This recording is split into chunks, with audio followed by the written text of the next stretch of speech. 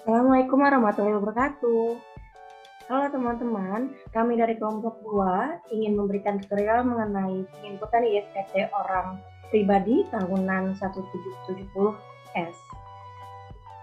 Setelah membuka aplikasi ISPT, klik menu, lalu pilih koneksi database. Setelah itu, masuk ke database-nya, klik open. Masukkan password 123.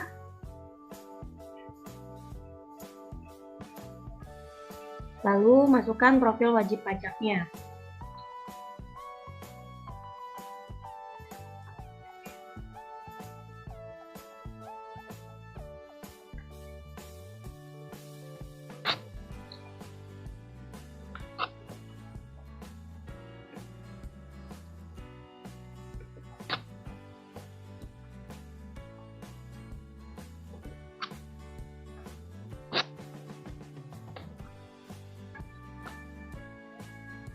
Lalu dilanjut dengan nama wajib pajak.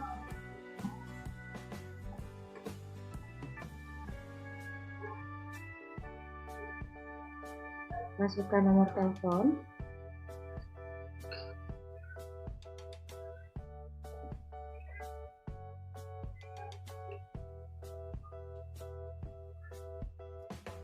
Masukkan jenis usahanya.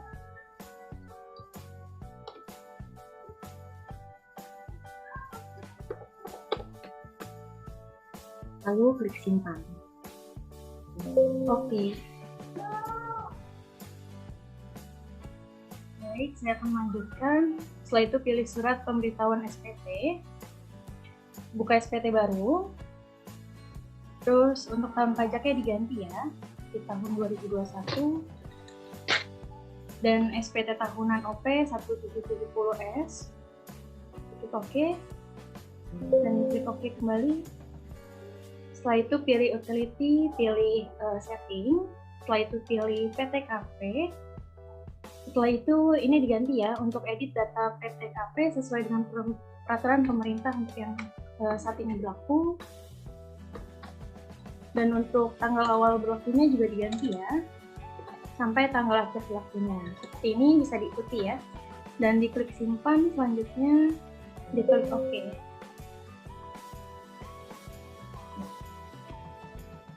Selanjutnya kita pilih menu surat pemberitahuan SPT, klik 1770S, klik lampiran 1.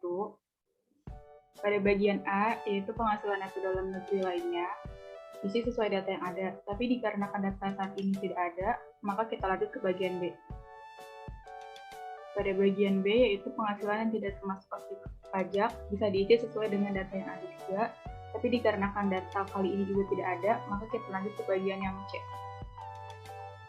Pada bagian daftar pemotongan dan pemungutan PPh oleh pihak lainnya dan pihak PPh yang ditanggung pemerintah, kita klik bagian tambah yang ada di bawah bagian kanan.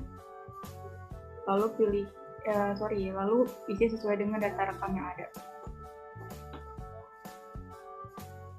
Namanya bisa di copy paste saja.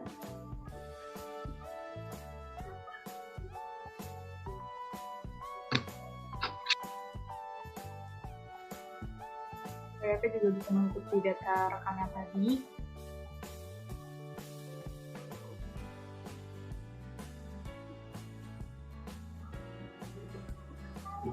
Bagian nomor diisi sesuai yang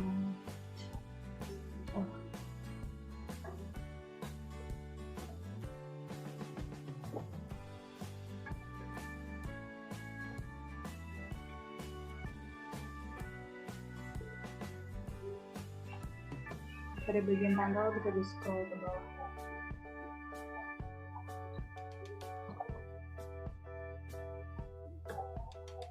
Jenis PPh-nya PPh 21. Untuk PPh yang dipungut atau yang dipotong bisa lihat di bagian PPh pasal 21 dan PPh pasal 26 yang telah dipotong dan dilunasi, bagian C.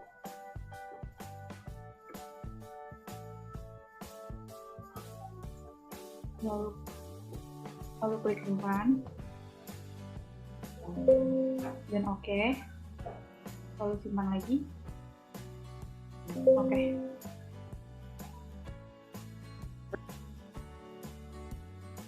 Untuk selanjutnya, kita dapat membuka lagi surat pemberitahuan SPT, lalu klik 1770S dan lampiran 2. Pada lampiran 2 ini terdapat 4 bagian. Untuk bagian A-nya di sini diisi dengan penghasilan yang dikenakan pajak final dan atau bersifat final. Karena di data kami tidak ada yang perlu diisi, jadi dilengkapi. Untuk bagian B-nya di sini diisi harta pada akhir tahun. Nah, jadi karena di data kami tidak ada yang diisi, jadi langsung saja ke bagian C. Pada bagian C dapat diisi dengan kewajiban atau utang pada akhir tahun. Lalu pada bagian D dapat diisi dengan daftar susunan anggota keluarga. Nah, karena di data kami tidak ada yang perlu diisi, jadi kami lakukan. Jika nanti kalian mau isi, silahkan klik tambah. Lalu nanti bisa langsung disimpan saja.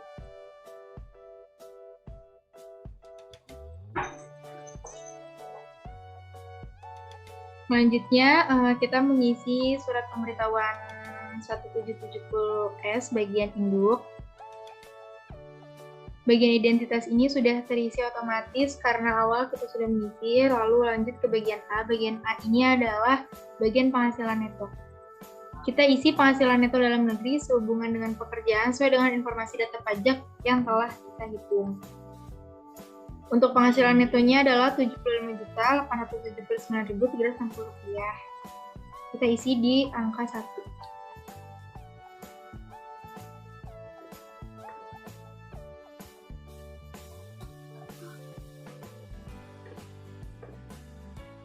Setelah kita isi, untuk penghasilan neto yang lainnya, karena tidak ada, kita lanjut ke bagian B. Di bagian B ini adalah penghasilan kena pajak.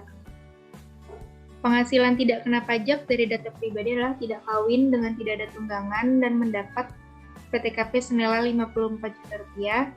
Lalu kita lanjut ke bagian C. Bagian C ini adalah PPh terhutang. Untuk PPh terhutang ini, perhitungannya sudah otomatis dari aplikasi SPT dengan PPh senilai Rp1.093.950.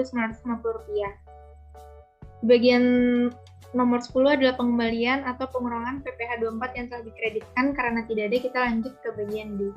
Di bagian D ini adalah kredit pajak. Dari informasi yang ada, data wajib pajak tidak ada kredit pajak. Kita lanjut ke bagian E. Di bagian E ini ada PPh kurang atau lebih bayar. PPh kurang atau lebih bayar ini adalah PPh dari sebelumnya, apakah dia kurang atau lebih bayar, kita bisa masukkan informasinya di bagian ini. Karena tidak ada, kita lanjut ke bagian F. Di bagian F adalah angsuran PPh pasal 25 tahun pajak berikutnya. Karena tidak ada, kita lanjut ke bagian G. Bagian G ini adalah bagian lampiran di mana kita ingin melihat lampiran yang kita inginkan. Karena kita tidak membutuhkan surat setoran pajak lembar, kita unchecklist, lalu kita bisa checklist fotokopi formulir 1721A1 atau 1721A2 atau bukti potong PPh pasal 21. Selanjutnya ada di bagian kuasa, karena wajib pajak tidak menguasai atau dikuasakan oleh siapapun, kita lanjut bagian simpan.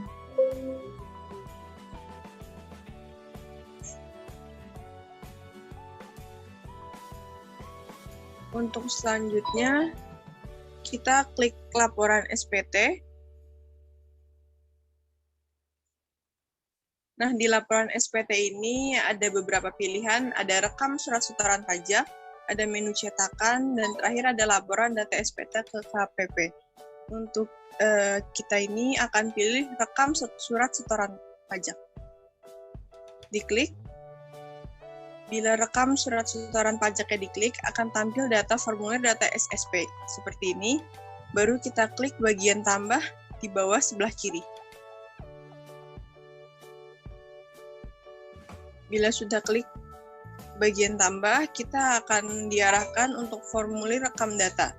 Untuk formulir rekam data ini ada kode KAP, kode jenis setoran, NTPN, jumlah pembayaran, dan tanggal pembayaran. Untuk kode jenis setorannya, kita ubah terlebih dahulu. Diklik, baru kita pilih yang 200 tahunan PPh orang pribadi. Bila sudah, untuk kode NTPN-nya akan ada saat kita akan membayarkan surat setoran pajaknya. Bila tidak ada, kita boleh langsung klik simpan.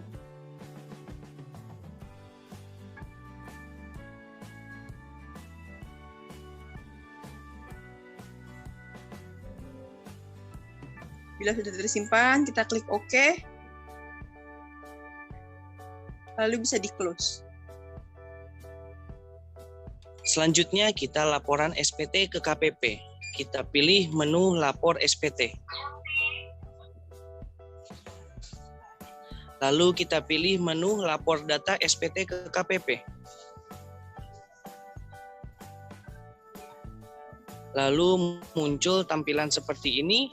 Untuk detail kurang atau lebih bayar, untuk jumlah PPh yang kurang atau lebih bayar, jumlah itu muncul biasanya dari SSP sebelumnya, lebih atau kurang.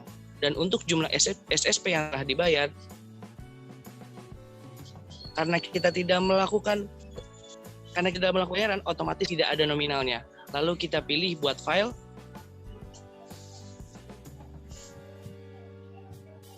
Lalu kita pilih mau simpan di mana.